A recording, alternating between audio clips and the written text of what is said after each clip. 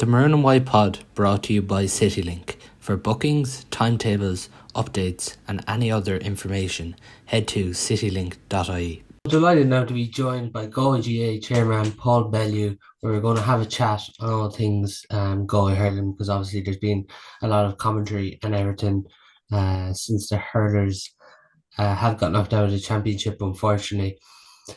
Paul, thanks very much for coming on. First of all, it's probably been a difficult few weeks, obviously, a lot of expectation with the hurlers this year, and it just unfortunately things didn't work out. Hey Paul, yeah, good to be on. Yeah, I think that sums it up. Disappointment is probably a word that doesn't even do justice to it. I guess our plans, our expectations never expect to end at the group stage. That's always the case. We always set our sights pretty high. We've internally always looked at being around that semi-final spot 3 to 4 out of every 5 years where we can, and after that anything can happen. If you're at that level, you can go all the way, but not to get there is very disappointing. And I think, as you say, we're all reeling in that since, and then out of it comes a lot of soul searching at the correct levels. That takes a bit of time. We'll probably start to do that from now on. I think we all said we'd give each other a couple of weeks at a management level and a county board level to wallow a bit and to get the heads in the right frame of mind. But I suppose when you exit the championship as well, a lot of nonsense and a lot of common denominators come out of the woodwork, and that's been disappointing in terms of some of the reaction, which has got nothing to do with the senior exit. So yeah, a lot to look on, a lot to look back on, and a lot to work forward on over the coming weeks, months and years. Just there when you mentioned that you've given yourselves a bit of time, because obviously it was very raw at the time, I'm sure, when the hurlers get knocked out and everything. Has anything happened since from a county board perspective, or has there just quite literally been a break for a while from everything? Oh yeah, look, you're obviously chatting to the lads in the few days afterwards, more just internally from a support point of view, and like everyone does, looking back and what the match that went before. But in terms of then ever any looking forward, that usually gives it a couple of weeks. So that's how it works. So I suppose nothing in that line of work, mainly just checking in with everybody and seeing how we're all doing and getting through that period of time. Tough at the weekend as well, watching the matches. But as I said, from probably next week on, we'll start to review things and have a chat about where we're going. Would you have been having conversations with the players in the last few weeks? Not in the last few weeks, no. You've seen them. Nothing in depth. Sure, look, you're always around. Not around a whole lot. Don't be around training sessions or anything like that too much. But you'd always be looking, having the crack. But it's light. Nothing serious or nothing significant. A good few of them gone away as well, actually, as you're probably aware. There's not many advantages of being knocked out of the championship early, Paul, but for the players, a few of them are, I think, gone to the States and things, which is great for them. They obviously probably wish they definitely weren't there, but you have to make the most of it. Yeah. So some move on quick, some not so quick. Obviously, we're on here to have just an in-depth conversation about where Galway Hurling is at as a whole. But for you, where do you feel it's at? Where do I feel it's at? There's a few different facets to that. I think what has been unfortunate has been, as I said, some of the commentary or the reaction around the times.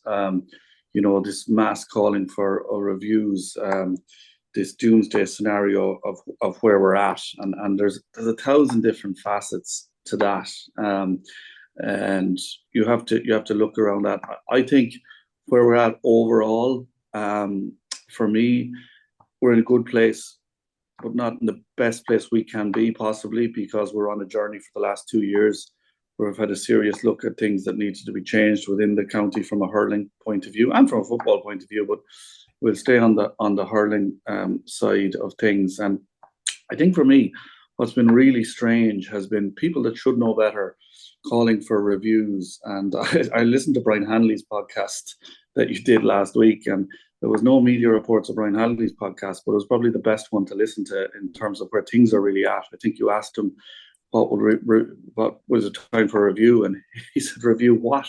And I think Brian spoke more sense than most have in the last while of where things are at in this county.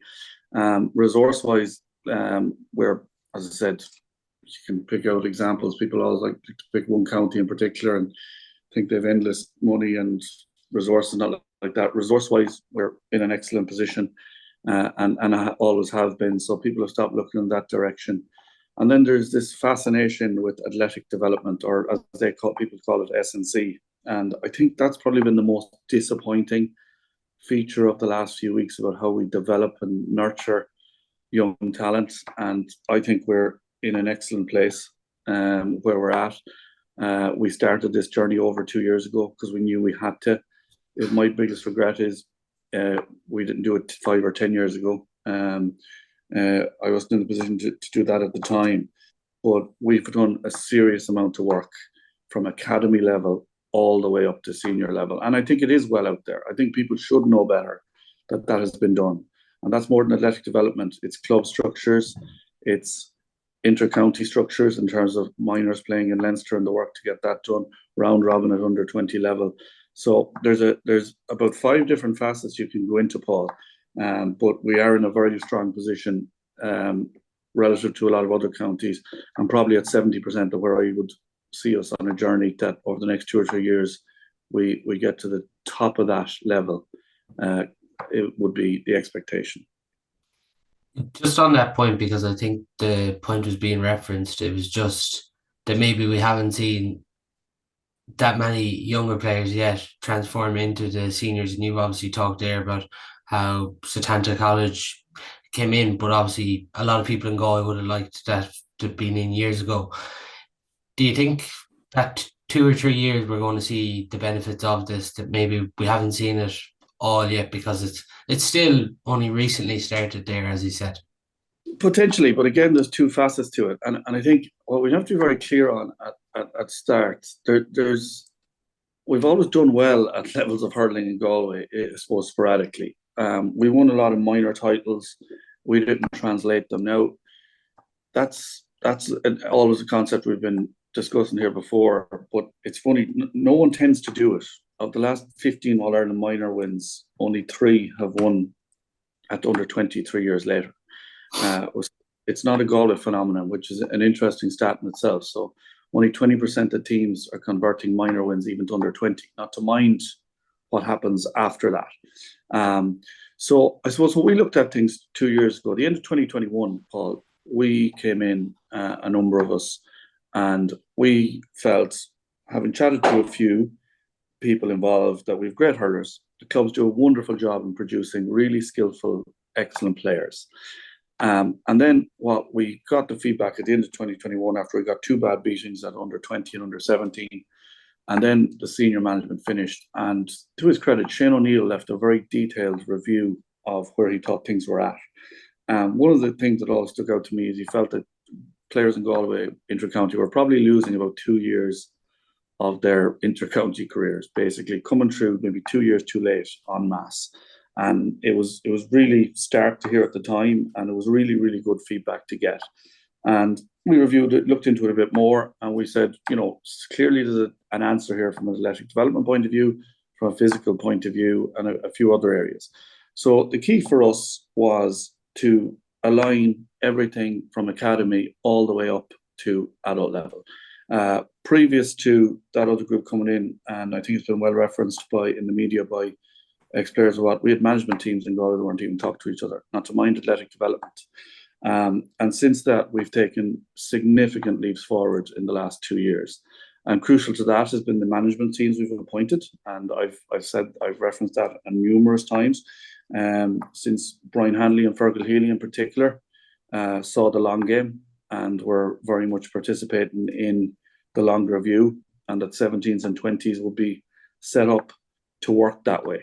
And I think people talk about Satanta College and things like that. Satanta College are only in at academy level, where we've been getting 14, 15 and 16-year-olds in used of basically a gym culture to some extent. Now, I'm not talking about lifting weights at 14 or 15 and popping muscles popping out of them. It's about building a culture of athletic development, getting them used to technique, nutrition, psychological support. It's a lot more encompassing than just people going to the gym. And I think for the first time ever, over the last 2 years, we've built that pathway through the leadership and help of Des Ryan. And I know you had Jeff on the podcast a couple of weeks ago asking the question, were we not nurturing and bringing them through talent, doing the best job in doing it?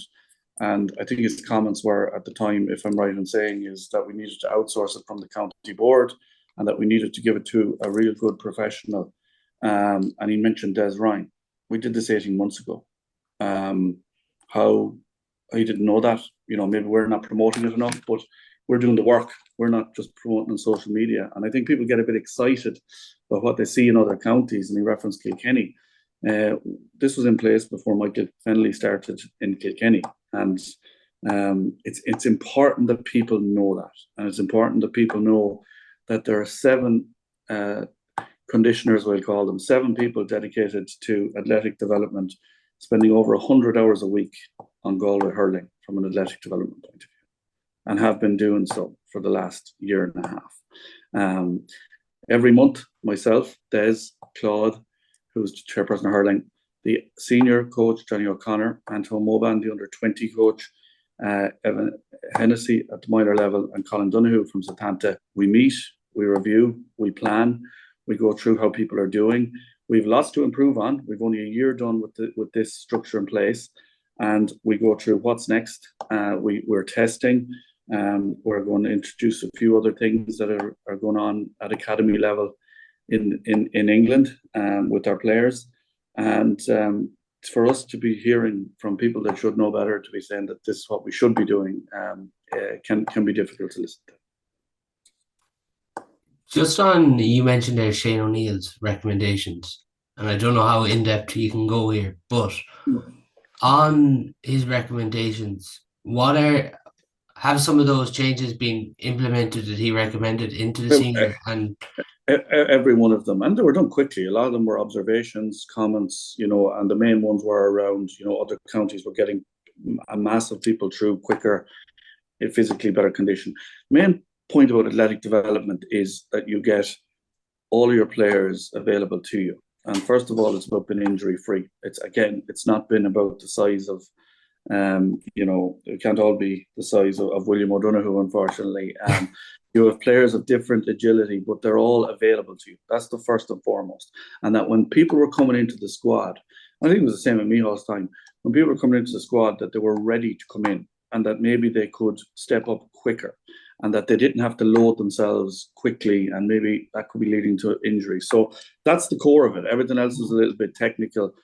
Widely outside of that, they're just observations that were quickly agreed, implemented, and a lot of it had been said before. And as I said, I stand over it, particularly with the work of Claude Gagan as Hurling chairperson. Claude is a big driver of development in this area. The work he's doing at academy level with academy management teams and putting them in place. We have some serious management setups put in there in the last year. Himself, Dennis Carr, Liam Gordon, Paddy Griffin. They're doing phenomenal work at that level. So it's not all about athletic development. It's not all about S&C. On the coaching side, we have fantastic people involved in those setups, led by Shane Cusick at under 16. We have Aidan Ryan at under 15, Adrian Fury and Gordon Crowley at under 14. And Claude and Dennis gave a very clear brief to these guys to put management teams together that would be capable of taking over a minor team. That's not promising them at them, but that's what I was telling them. Celtic Challenge this year had Liam Gordon, Jerry Carney, Johnny Cohen, and Porrick Breheny as its core people involved. So that's the level and caliber of people that you're integrating into the setup. And we have way more to help them, to develop them. We have way more to do it. I'm not saying by any means, Paul, this is perfect. What I'm telling you is this journey started 2 years ago. I'm going to ask one thing of people that have a genuine interest in Galway Hurling. And I mean this because you can listen to me blather on all evening, whatever. And I'm not promoting a rival podcast. I don't think they are, but I would encourage people to listen to Des Ryan's interview with Over the Line on Galway from 3 weeks ago on Galway Bay FM. 38 minutes into that podcast, listen to Des Ryan about what he's doing for Galway GAA.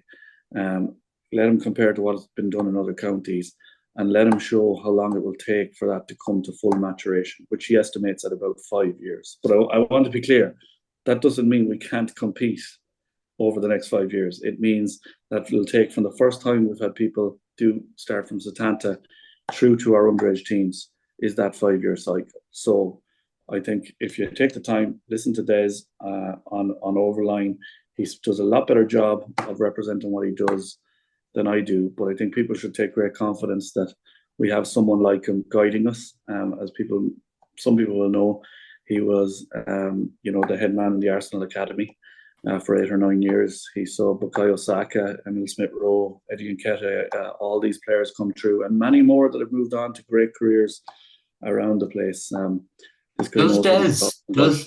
Does Des have any communication with the senior team? Des has communication with the senior team, yes, and he has been involved in that process from an athletic development perspective, yes. And how often would that be throughout the year? That'll be mainly at the back end of the year in preparation. Once it's up and running, like as you know, that's how it works. And then he's done reviews for us in the past on the football side, and will probably do so again on the hurling side, where he does an all-encompassing technical review of things as well, which is a super support to us. And again, and I'm not going back to the point. There was people calling out that we need these people involved. They're involved for the last couple of years, and they bring fantastic experience to us. The general commentary around things over the last few weeks is that Galway Hurling, and I think it was more so in reference to the senior team and at that level at the minute, the general commentary has been that it's at a crossroads. Do you agree with that? No, I don't. I think it's time for cool heads. I've seen this doomsday scenario. There's no crossroads. There's peaks and troughs. There's different times. I've seen people retiring, legends of the game, I would call them. They will go when someone takes a jersey off them. Would be my estimation. I think, in fact, it goes beyond that. Ignored of this senior management and of what's going on in Galway at the moment. We have 9 22-year-olds on that squad, 9 under 22s. And some of them made a bit of a breakthrough over the last year or two. Some of them didn't. But they have 2 years serious work done. I'm not aware of another squad at top level at the moment that have 9 22-year-olds on it. The bulk of them, as you will know, took part in the under-20 championship 2 years ago that lost out to Kilkenny extra time. 7 of those played that day. And 2 of those, Gavin and Tiernan, were already used by seniors, so cooked. So if that decision at that time had not been made, we'd be probably won an under-20 title. People would be singing from the rafters about breaking that duck, and that we have 9 of these guys now on an under-20 on a panel, and the future is rosy. Fact is, they're there anyway, whether we won it or lost it. That's the point. So how many will come through? That's up to them, and it's up to us to a certain extent.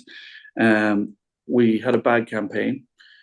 We lost a game to Dublin at the end, which wasn't a game in the sense of when you had an injury time. We played 62 minutes with 14 men.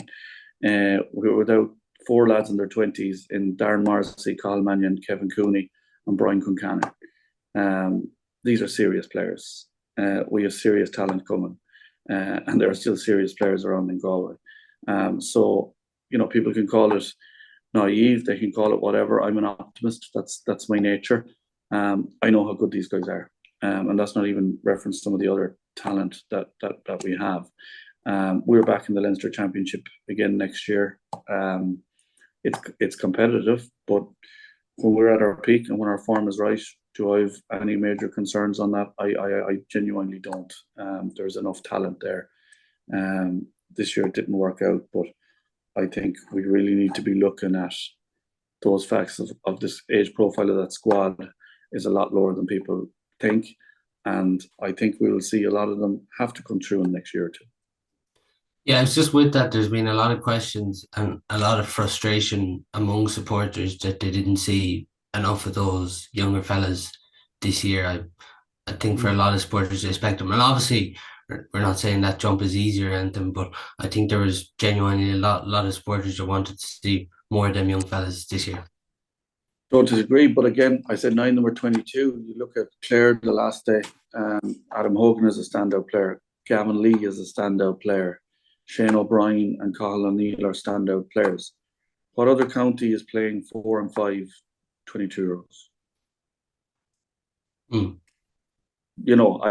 That's my question. I think our gap where we suffered is further up, actually. And again, people need cool heads and need to analyse the facts and not to be, responding to the easy target stuff. So I would say, I think we have many players of that squad. I think we have a bit of gap above that, and that goes back to our development piece of years past. Can't do anything about years past where we weren't as fully aligned between our groupings coming up. And as I said, I think some of our former players rightly called that out lately. There's nothing that we can do about changing that past. So yes, you'd like to see them, but some of them are very, very young, and we've seen 3 or 4 of them. But again, from the other perspective, within other counties, there's no county going around with 4 to 5 22-year-olds dominating the scene like 10 or 12 years ago when it was much easier to do it. And what's one of the main reasons for that? Again, it's physical maturity and athletic development. You just mentioned maybe the age gap higher up there. Is that from around 24 to 27 where we have lost players? I would say so. I think that's maybe around that context, or maybe that they get in earlier and have longer careers, and that was probably the reference going back to probably Shane's point at the time. But I will say this, the players have to take the jersey off other players. This idea that a management can come in and say, oh, we're going to go with this, and we're going to play all X players at the expense of the others. The management judges off what's happening on the training ground. And same for you, Paul, and maybe in your job, if someone kept sending you to picking you to do a certain role over others when maybe you didn't merit it, there'd soon be a lot of disharmony in a dressing room, and there'd be disquiet. So people need time to step up and take that jersey, but they need to take it rather than this constant talk about, oh, it's a rebuild. It's we have to cut everything and go again. That people say that to make themselves feel better. The reality is the best hurlers in Galway will be brought into the squad, and then if there's still the best 36 or 40 that the management decide next year, it's up to them to earn that place and to earn that jersey. And that's what they see every day. And I think let me be very clear, our management team are the ones watching these things 3 nights a week, or 3 days a week or whatever. They want to succeed. Everybody wants to succeed. They certainly aren't doing things in spite of themselves. So I think it's important that people take that step back. So I agree with you about the general commentary, but the general commentary has to be infused with some of the reality and some of the facts we've discussed so far. And what are the main reasons why you don't see Galway Hurling needing a rebuild? I guess because the level of talent is proven there from some of the underage games that have been played and won, and some of them that have not been won, and that's not the end of the world. And I'm talking about those cohort players coming through.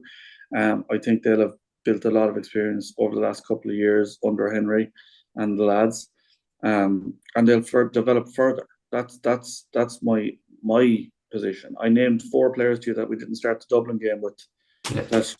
That started the Limerick game last. That there are 4 of our mainstays. There are 4 of our guys in our 20s. There are 4 guys full of athleticism, and that's not to mention the guys that were on the field.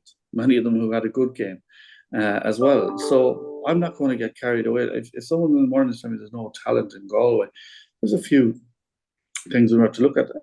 One of the things is it should be more pace in the team. I go back to the 4 other players we referenced there, and the young players coming through. So there's plenty of ingredients there.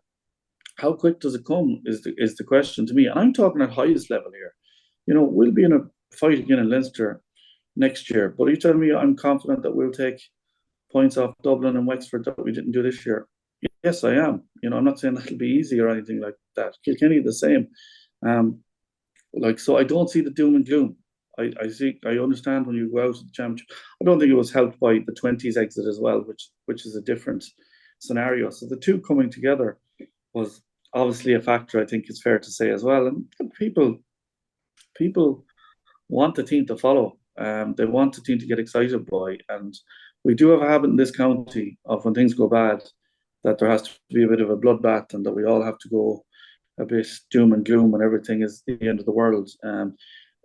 We tend to react like Real Madrid when we don't get our way without the records that they have, unfortunately. So that's why I'd be confident enough. Resource-wise, we back our teams to the hilt. I told you, I made that before. I think I spoke to you. We're resourced as good as anyone in the country. That's still, I remember you said that time that with Limerick, you were one of the top resourced. That's still the case. Too well resourced would be some of the feedback, and I'd Yeah. imagine when the figures come out at the end of the year, there'll be people wondering and giving out again. But like when we say that, that's what goes into our 20s and that's what goes into our 17s and what goes into our hurling and to our football. I'm conscious tonight is the hurling show. And again, it's the exact same things going on at different levels, and we're not having a dramatic football post-mortem. Do you know what I mean? So we have to be conscious of that. You see on Porrick's squad this year, you have 620s from last year. Very similar to the pattern in the hurling. They got a bit more league game time, mainly I would say because of injury factors. But from a resource perspective, we pumped so much in at underage, rightly so, from a nutrition point of view, from a feeding point of view, which we didn't always do for our players. And that's why I said our pathways over the last couple of years have been really strengthened. I think one area to point out is, and I've always said it, that the 20s that starting next year are the first year that have been doing a continuous athletic development program year round for 3 years, thanks to Fergal Healy. He took that on a minor level. Fergal, as people might not come to the fore, was part of Shane O'Neill's management team. Fergal won a minor as a coach in 2019, I think, and he came back to take the minors with a very different approach, that these lads need to be ready for senior hurling. Whereas in 2019, he was out to win a minor All-Ireland title, and he'll tell you that. And that's one of the main reasons Fergal and his team are where they are, because they're an absolute linchpin in bringing through players between the 17 to 20 and converting them through. And Brian before him the same. And I think, Brian could have an All-Ireland under-20 title if some of our decisions were a little bit different 2 years ago. And I hold my hand up on that one as well. If I had my time back, the lads were probably let go too early. Now, you could argue that they are the players they are today as well, because they were brought in. But as I said, Brian and Fergal's position has always been what's best for Galway, and Galway first. And if we have the same challenge again next year, we'll deal with it that way. But outside the Setanta stuff and about player pathway and alignment, the 20s coming next year have really, really strong athletic work done for 3 years previous.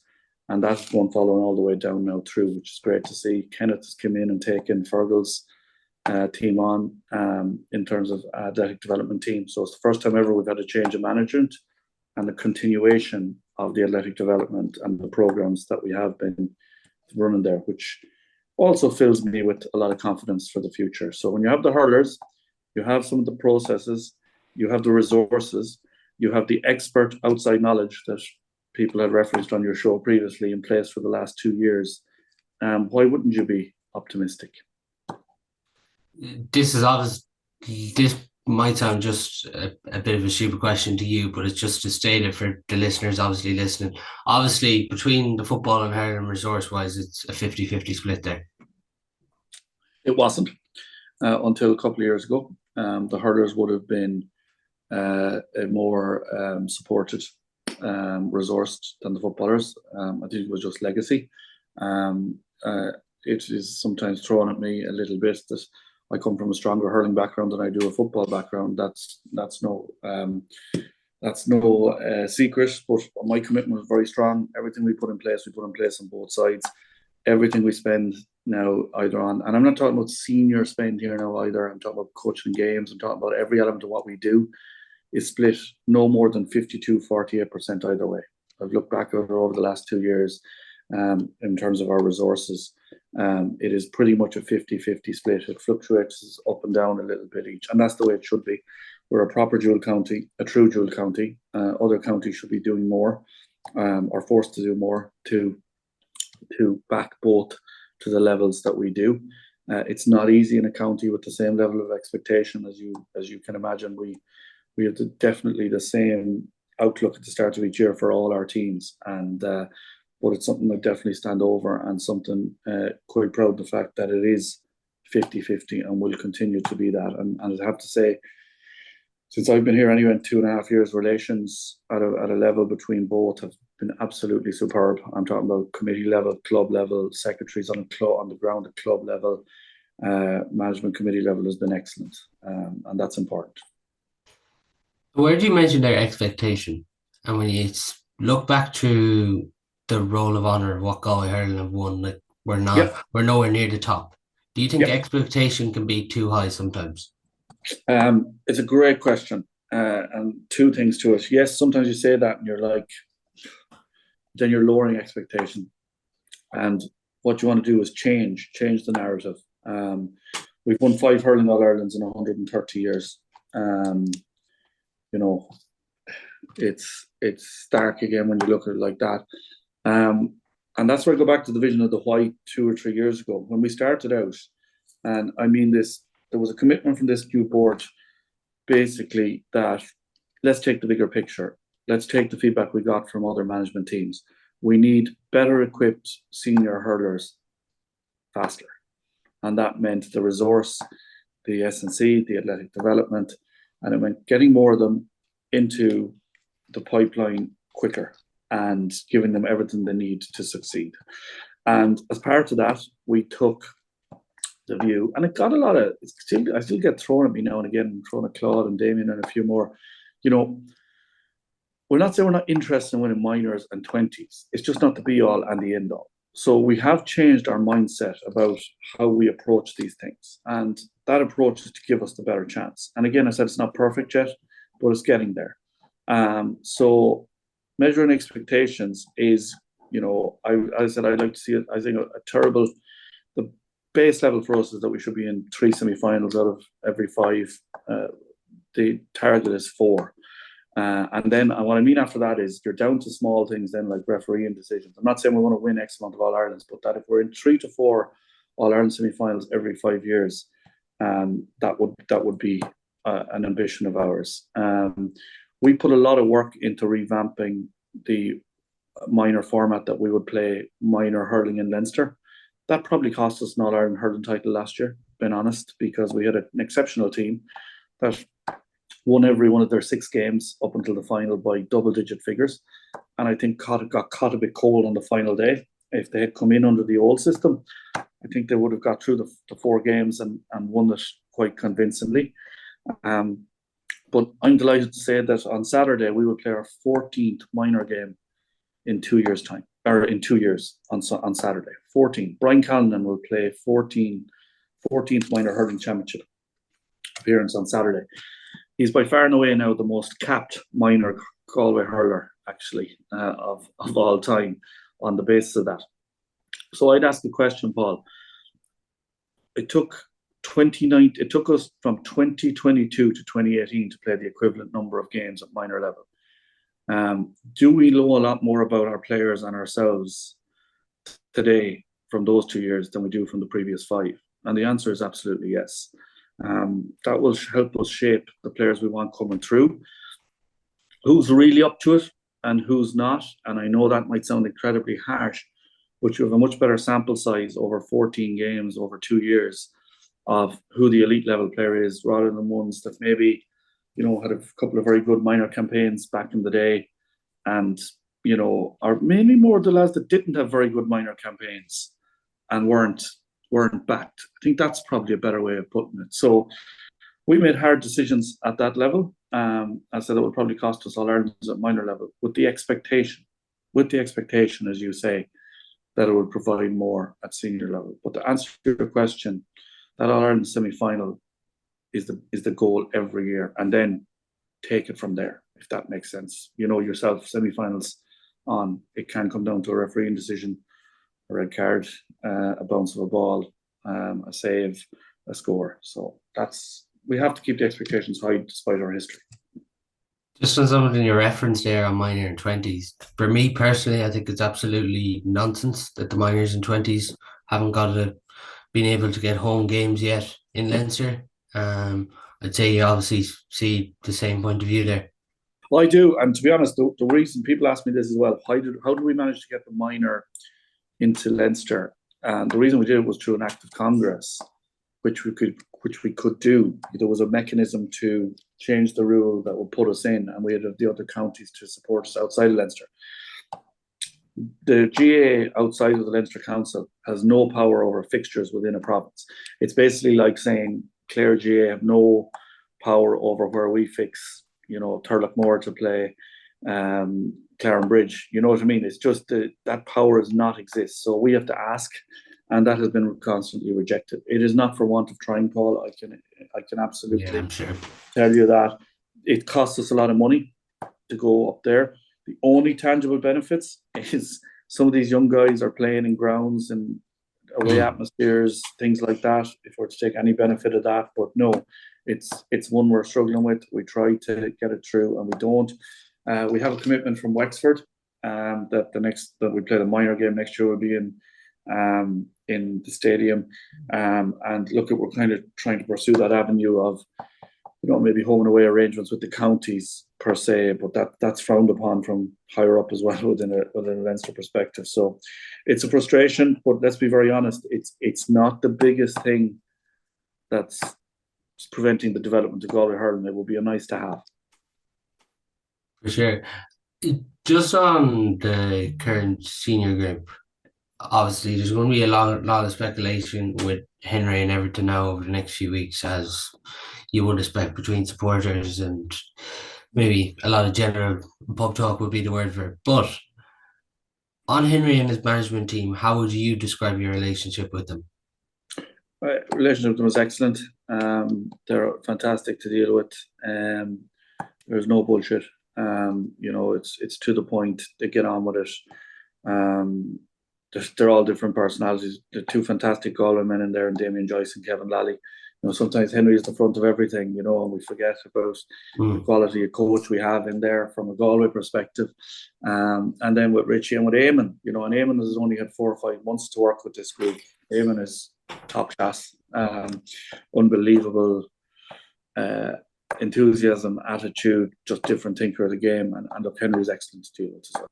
As I said, it's, that would have been all trashed out at the start about what was required, what was needed, and all that has been there. And I think the feedback will be the same from their level as well. And as it should be, like, the county board is here to support and whatever. And I think you've probably heard again, it's amazing. Some of the conversations last while is like back in 2018 or 2019. And I'm not getting into that stuff because it was before my time, but people still analyze things through the prism of previous managements and previous issues and whatever. And as I said, I'm not going there but people need to catch up with how things are in the modern relations between county board and managements. And Henry, if he's going to reassess down Everton because there's disappointment. You could see it in his interview after the game, but he still does have 1 more year left if he does choose to. Absolutely, yeah, he has, and that was the commitment given at the time and to his team. So as I said, we'll assess that over the next couple of weeks when it will start in the next week or two when we're all back in that mood for having those conversations. If Henry does choose to stay on, will he be manager then for 2025? Because I suppose that's what a lot of people are wondering at the minute. That is the hypothetical. We'll all have that discussion when we sit down. But again, that conversation will be with the lads. It won't be with the general public. So yeah. I think in fairness, we can all appreciate that. Has it been difficult from your own point of view since the hurlers have got knocked out of the championship? Yeah, it has. Like, it's the disappointment. It's the level of expectation that we put into it. It definitely has, and it's the impact on all of the people around it as well. The players in particular. I think people sometimes forget that the people that are most disappointed are the players, and it might sound like a very obvious thing to say, but it has. But the main thing that's been disappointing has been some of the reaction. And look, that's why I'm chatting to you tonight, because some of the things that have been said have been wildly inaccurate. They've been unhelpful. Some of the things have been, I said, living 5 years ago or living 3 or 4 years ago, and people that should know better about what's going on. Now, I take responsibility that maybe we haven't promoted the amazing work, as I said, that has been done. Again, from academy level with Dennis Carr and Paddy, the hurling work done from Claude and Damien, the people we've involved from outside, like the people we've involved, Paul, are world class. They're not, people good to have around. In terms of likes of Des, the types of likes of Johnny coming in. These are world class people at what they do, and I think it has been difficult in listening to some of that narrative again. And people again just should know better. I mean, we had a situation where our 20s were knocked out by Dublin, and I mean, we beat them by 16 points the first day. We lost to them the next day around, and there was people questioning their conditioning the second day, but there was no one questioning their conditioning the first day. The common denominator again was that we're missing three of our best players. Our forwards that scored 66% of our scores in the 2 games previous. So that's the stuff that makes life difficult. We probably wouldn't be sitting here if we had an under-20 All-Ireland in the bag, because I can guarantee you that if we had our 3 players, we would have been extremely close to it. If you took the equivalent 3 players out of the Offaly team, Young, Rigney, Burke, and Streeny, who played in the exact same 3 positions actually as the 3 lads that we were missing, they scored 215 out of 220 in the All-Ireland final. Would they have won it without the 3 of them? And I think there should be positives taken from that from people, because we drew with All-Ireland champions then today at under 20 level. Yeah, no, I think it's more about what the lads were missing on that. So it's more about when you ask the question about difficult, I think it's about the reaction. I think, I said, there's lessons learned.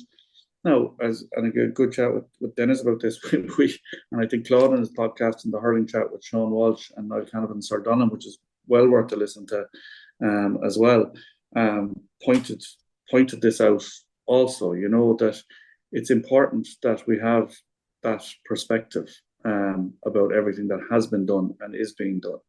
And it's been done for the future. And what wasn't done 5 or 6 years ago, and maybe having a small impact now, shouldn't frame where we are. So that's important. And I said, that's the reason we're having to have a chat with yourself, that we need to promote this stuff better. The launches with Satanta, I think we're well plastered everywhere. We have 500 people in the Clayton 2 years in a row where we launch it with the parents and people. But, maybe we need to just start tweeting and Instagramming more pictures of people in the gym. It seems to work for other counties. So I think it's important that we start doing that now as well. Just one thing, because it's a constant theme. It wasn't just on our podcast. It's been referenced on other platforms too. There's been 8 or 9 hurling coaches from Galway who in the last few years have worked with different counties and are still working with different counties. Do you see that as an issue, that some of our best hurling coaches within Galway are working elsewhere at the minute? No, I don't. And I'll tell you why. Because there's so many good hurling coaches in Galway that they're not all going to work within Galway. So I would ask those people, which ones are they going to get rid of?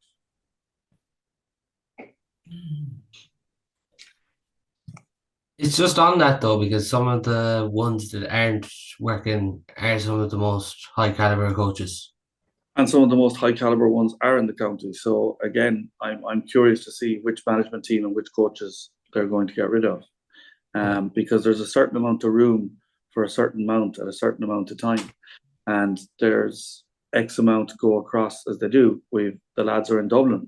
We all know that. And again, that's previous to my time or anything about it. But these things are cyclical. You can't have 50 great coaches involved in a setup where there's 12, 13 positions. Let's be realistic about this. I said you have a fantastic setup at minor level. Kenneth Burke, an All-Ireland winning club manager.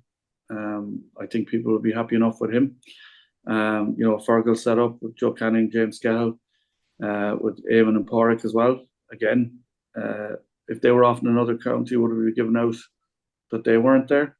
So I'm kind of curious. Eamon O'Shea, Kevin Lally, Damien Joyce, and there's plenty more, but they can't all be involved at the same time. And some of them are, when positions open up, they will always be considered for them.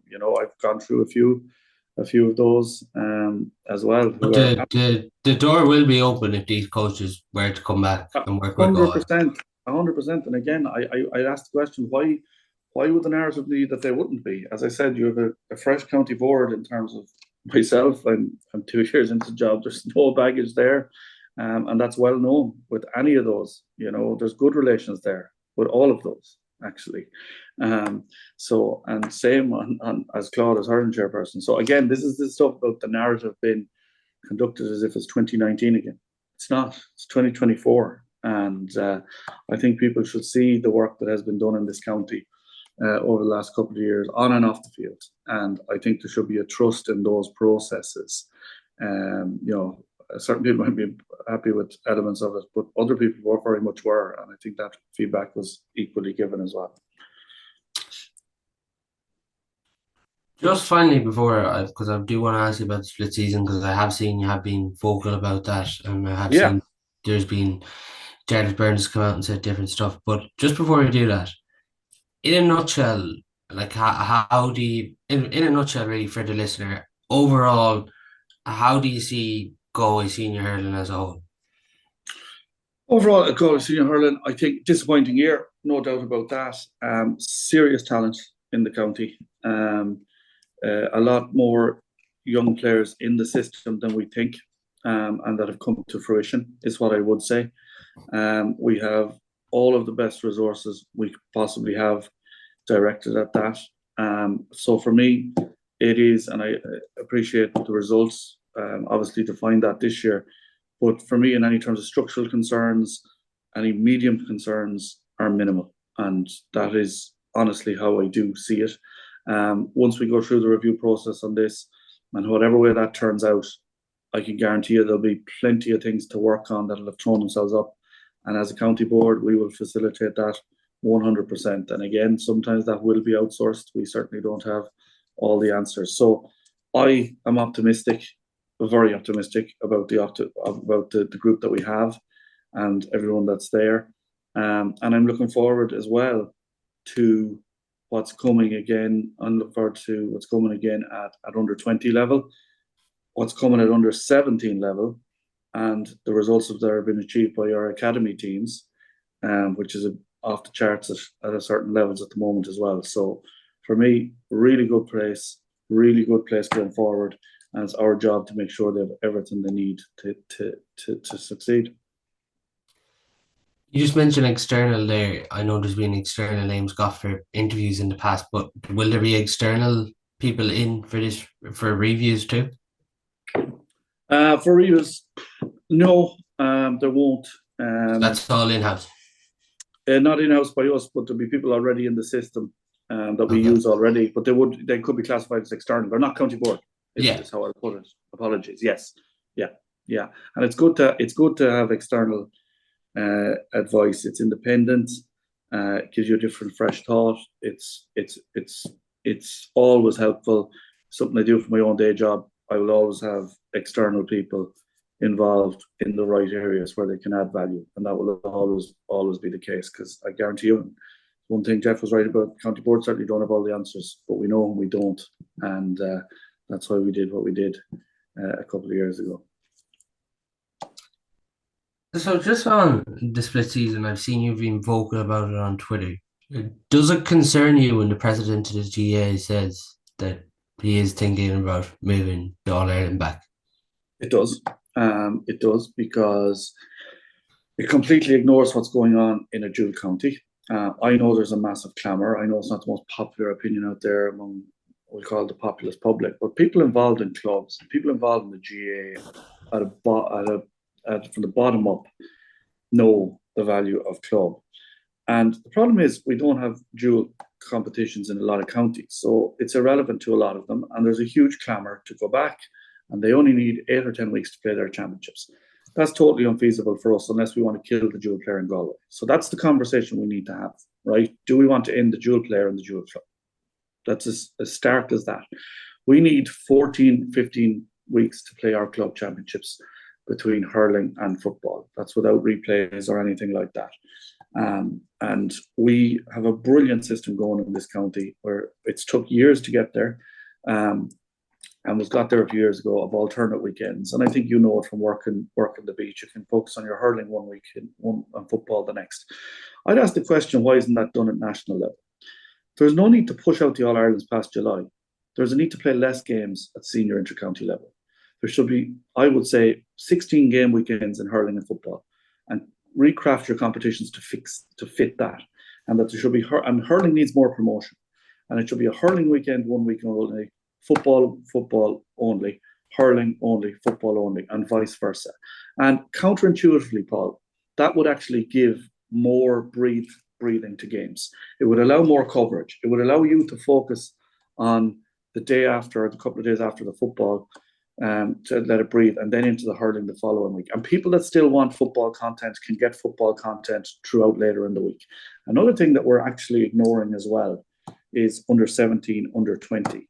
If we split the season in terms of even the split season, hurling, football, we should be playing our underage football on hurling weekends and our underage hurling on football weekends, to let them breathe, and let the people that are football only get their fix at the underage competitions when the hurling is on. And when the hurling people want their fix, they can get it at the underage week the football is on. So I think there's a very simple answer here. People are complicating everything at the moment. I see it with the Football Review Committee. I don't know why everything is getting so complicated. You start back with the calendar, you stay with your end of July All-Ireland finals, and then you set the amount of game weeks for both. And then you design a provincial, a league, or a league knockout system around the amount of game weeks. The NFL do it. The Premier League do it. There's a set number of game weeks. Build it into that. Give the competitions room to breathe. Extending the competitions is not giving them room to breathe. It's just playing to a certain gallery. This idea that we're losing mass people. I will tell you this, and we never get the credit for it in this county, and we're the one that can back it up. GAA is a participatory sport. It is not a spectator sport. And by that I mean, if you don't have participation, the thing will die in the morning. Soccer will survive as a spectator sport. NFL will survive as a spectator sport. The GAA won't. Since we've implemented the week on, week off in Galway, since we brought in the under 20 competitions and under 19 competitions in midweek and played them in the summer, we have grown our adult games by 7% by the amount playing. The lack of a McCarthy Cup or a Sam Maguire being paraded around the schools in September is not a reason for a lack of participation in other counties. It's that they're not doing their club structures properly. And if they did, they would see almost 10% increase in the amount of teams playing. I think Claude referenced in that podcast I mentioned, Hurling Chat, that you should listen to, or your listeners should listen to, is it looks like hurling is going to go to Junior G next year, because the amount of young lads playing at 20s level on a midweek is meaning they're going out now and playing junior on top of everything else. And it's the same in the football. And that's fundamentally what we're here for, is to get more people playing games. Will you be able to go forward out of emotion, or will there be emotion when the split season or the review with the county boards and Charlie Burns there? Are you aware of anything yet? They're doing a run around provinces at the moment. I think the Connacht one is on Monday or the week after next, so I hope to be back for that. But yeah, I'll make my views clear on it. You know, it just needs a bit of simplified thought. So I'll be making that clear. Now, they may have the power to tweak them or to extend out. That's fine. But what I want is the dual county and the dual player and the dual picture front and center of this. Because if we're going to make big calls, let's say what we're doing here. Let's say that we're ending the dual player at club level. But there's even certain counties that aren't dual counties that are struggling to get their championships done the way the structure is at the minute. So agreed. But that's an internal county matter that needs to be, like, as I said to you, if Galway can play 2 adult championships and play an under 19 and under 20 competition that starts in the summer, and by that I mean August, September, whatever, and we can get all those played, I can't see how it can't happen elsewhere. With the seniors getting knocked out early, was it considered to bring the championship forward, or was it just that those were dates and there's players going to America? Was it just keep it as it is? Never a question. And I'll tell you, and do you know what? It's probably time for a club review again in the next season or two. The biggest feedback from the last club player review done internally in Galway, it's probably a few years ago now, the way time is going on, is certainty of calendar was the number one feedback. Not the number of games, not other issues. certainty of calendar. And that's why people love the split season. So no, it was never consideration. The US is a big factor. If you leave for the US, you can't play now for 60 days, even if you don't go. If you apply, you get a sanction. And even then decide in the morning you didn't go. Once it was granted, you have 60 days to come back. So that's all factored in. But the main thing is, and you know how elite club has gone, Paul, as well, with managers and things like that. People are set up now for a run at a competition, and any tweaks to that, no, it would never be entertained. Will club grounds ever be considered for club championship in Galway? How so? So, say for example, in Mayo, what they do it's a 4-team group system. You have a home game in your club ground. You have an away game in the other team's club ground, and then the third game is a neutral venue. Right. Will that? Short answer, definitely not. For a few reasons. Not all clubs would have the facility to do it, so most wouldn't want it. One of the other things with really good feedback from our players is, we have 4 county grounds, which people I think are spoilt by. People get to play, I would say, down to intermediate level, if not down to junior level, in Pearse Stadium, Tuam Stadium, Athenry or Ballinasloe on a regular level, and it's something they love doing, and we have the grounds to do it, I suppose. So I've never heard the question posed before, so it's an interesting one, in fairness. But I honestly don't think the demand to be there. The other side of it is gate collection, money. We're moving to cashless this year in practically all of our grounds that can do it. We will be providing a tap facility, so people that have card will be fine, but we're continuing our reforms within the county to take as much cash out of it as possible. So even for that, from a ticketing perspective or a collection tap perspective, unlikely. Just something, because I've heard you being vocal on it as well. The lights into Pearse Stadium, how is that looking? Looks, they have to be standing by January of next year, and we're waiting on Sports Capital, and we are looking at everything alternatively. We had a win a home draw before Christmas that raised close on €1 million, which was fantastic. We've set aside a good portion of that as well for the lights. So all systems go for the lights. I think we're going to tendering stage. We pre-qual's done, so we're getting ready for tendering stage now.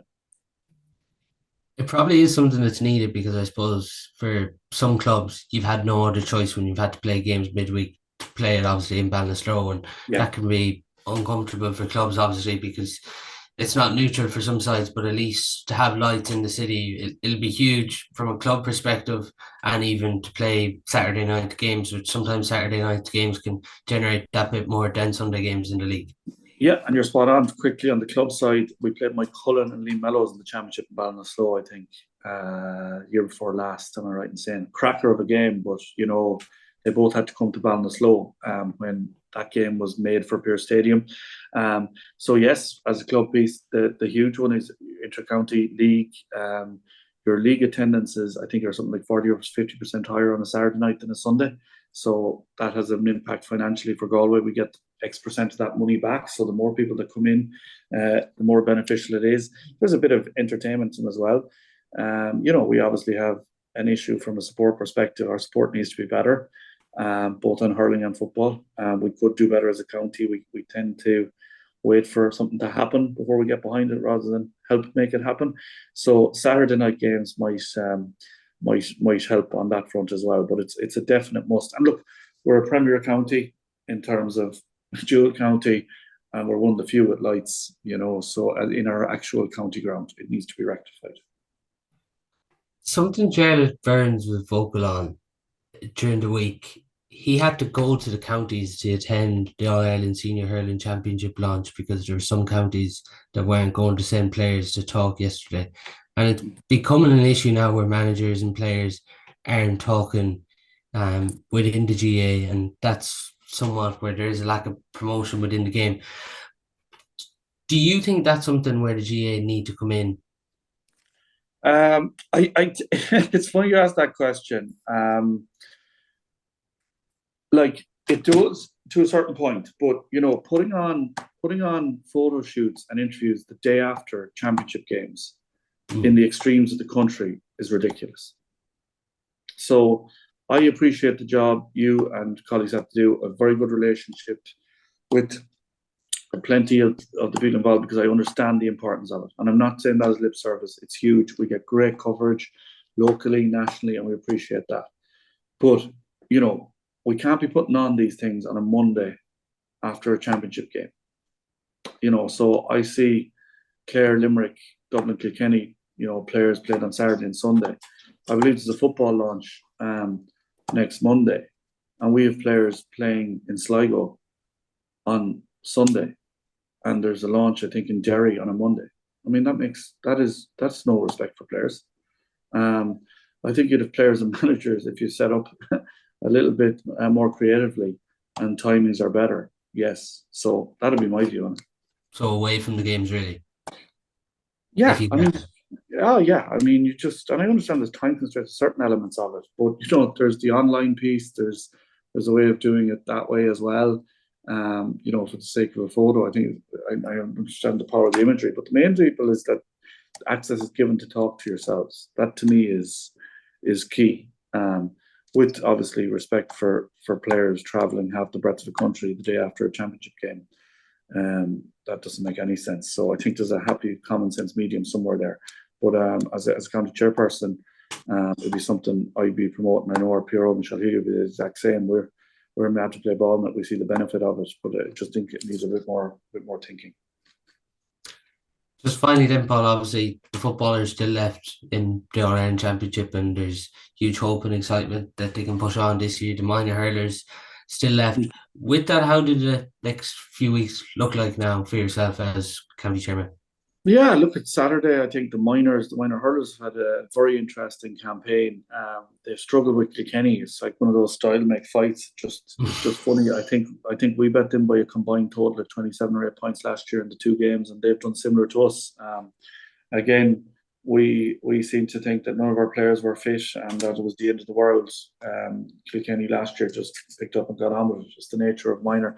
Won all our other games. Up against it on Saturday, I would say. Against a very good tip team. But look, these guys, I go back to you, the benefit of this is we're going in having played 6 matches, which is I'm thrilled about. Even if we lose, we'll have played 7 rather than 2 if it was under the old system. We've learned a great deal on that front. Again, super management team involved, and you can see them getting better all the time. So they'll have a crack at it on Saturday. And the football then, look, from an interest level at a county side of things, it's obviously the last big horse remaining for us. You'd be very hopeful. Again, injury is a bit of a concern. I think we're in the position where we're nearly everyone fit. We're right up there. So, but like these matches are against the top teams are again the bounce of the ball piece. So, really hopefully we can win it. I think it makes a big difference. I think if you can top the group on Sunday, Paul, I think you know yourself that's a huge help. You saw what happened last year in the space of 6 days, and it can turn quickly. So no, I'm excited. I am. It's all going to be over very quickly anyway. But I hope we are at the business end on that front, and I think we will be. Going forward. Yeah. It does feel somewhat like for supporters we've been cursed this year with injuries. It does. It's part of the nature. I think we're still elements of split season, and it goes back to my compact piece that less games would actually be better, and 2-week gaps. But yeah, it does. And look, they happen everywhere. But I suppose that we've certainly been worse off for it. But I do think then if you can get them all back for this, you saw the benefit of the league campaign. And go back to what I said, and again, it's why I'm optimistic about this county.